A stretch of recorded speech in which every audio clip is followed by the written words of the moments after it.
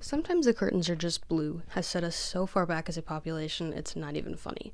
It gave people blanket permission to stop caring about and thinking into things, sometimes even to the extent of ridiculing those who do still think into things.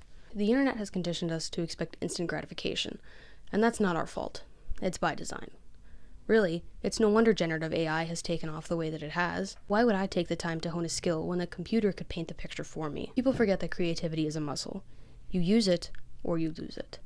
Art is at its best when it's creative and meaningful, even if only to the person who created it. But we're forgetting this. There's a trend online where people stand in front of art pieces they think they could have created, but the simple fact is that most of the time they couldn't have. They don't consider the meaning behind the art, or the fact that the artist cared about something so deeply they had to put it out in the world somehow. You can't fake that kind of care. Yves Klein is probably the person whose art appears most, with blue monochrome appearing in many of these videos. But the pigment was brand new at the time of its painting, and he saw his monochrome works as genuine expressions of the world. Or, take this piece for example. Seen less often in these videos but still discussed often online, it's a version of Untitled, or Portrait of Ross in LA, created by Felix Gonzalez Torres to commemorate his partner who passed from AIDS-related complications. The piece is interactive, with viewers encouraged to take candy from the pile. The pile starts out at his healthy weight and dwindles as the public contributes to its shrinking, a parallel to the way the public contributed to his and other AIDS-related deaths. It's one of 20 candy works created by him and shows how much care goes into the abstract, how you have to approach art with an open mind. It feels like we're losing this ability, though. To the people who subscribe to the "it's not that deep" school of thought, art is a product. And now, it's a product that they don't even have to spend time making. They steal art from other people to create their images and then call themselves artists, because they don't care. The companies who employ the use of AI definitely don't care either. Coca-Cola, a company that makes well over $20 billion a year in profit, and that claims to be centered around people, used a generative AI production company to produce their yearly Christmas commercial this year. And you can tell.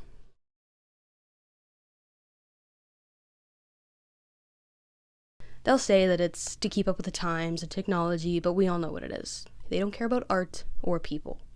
But you should. You have to.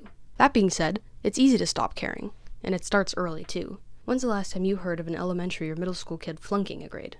It doesn't happen anymore. When you've grown up being pushed through life, even when the adults around you have inadequately prepared you, it's easy to grow up to become one of those adults who doesn't care. It becomes easy to say, this isn't happening to me or people that I know, so why should I spend what little time and energy I have caring about it? Many people have become apathetic to the suffering around them because there is just so much suffering.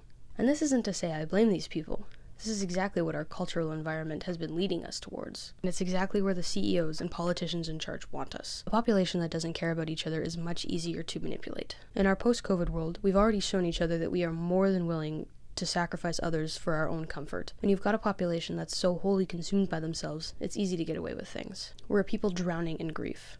For the past, present, and future. And that gets exhausting. So, we become shallow to cope. People get so wrapped up in conveying this perfect image, both online and in person, that they forget to genuinely care about things. They need others to tell them what to watch, what to wear, what to eat. Let's talk about cool jackets and coats for fall and where to find them. What cool girls will be wearing for fall 2024, part 6. Subcultures like the punk movement, which have been historically incredibly political, have been infiltrated by people who really are only there for the aesthetics of it all. Because, spoiler alert, you can't be a conservative and a punk. But we've stripped so many other things of their meaning that they feel they can get away with infiltrating these spaces that are not meant for them. How did we get to this point, though, you ask? Well, I guess the flowchart goes like this. The cell phone becomes an everyday staple. Yes, I know. Unfortunately, sometimes it is that damn phone. Attention spans decrease as app developers realize that quick, short bursts of dopamine are the easiest way to keep their customers, audience, engaged. The literacy rate in Western countries falls as we continue to push children through school even when they are not ready, and parents become too busy and burnt out to read to their kids. People start developing a disdain for the intellectually challenging because they can no longer understand it, and that frustrates them. We decide it's not that deep, because that's easy and less tiring. They accept AI because it's easy and requires no time practicing or honing a skill. Even if tech bros try to tell you that feeding words into a generator is hard, it is not. They are lying to you. They follow trends because stepping out of the ordinary is so cruelly ridiculed that to many it's not even worth it. We're watching women's rights be obliterated, the environment destroyed, and children turned into literal mist. And for what? It's hard not to feel like we've passed the point of no return. To stop caring. To give up. But I need you to listen to me when I say this. You cannot stop caring. It's supposed to hurt. Being a living, breathing human can be excruciating, and it needs to be. You need to feel it all, the good and the bad. You can't appreciate one without the other. The true mark of humanity is how much we care for each other, the living creatures around us, for the things we love, and for ourselves. We can return to that. We must return to that. It's the only chance we have of fixing how broken the world is. And it's gonna be hard. Unbearably so sometimes. But we need to look at the worst of humanity and decide to be better. For each other.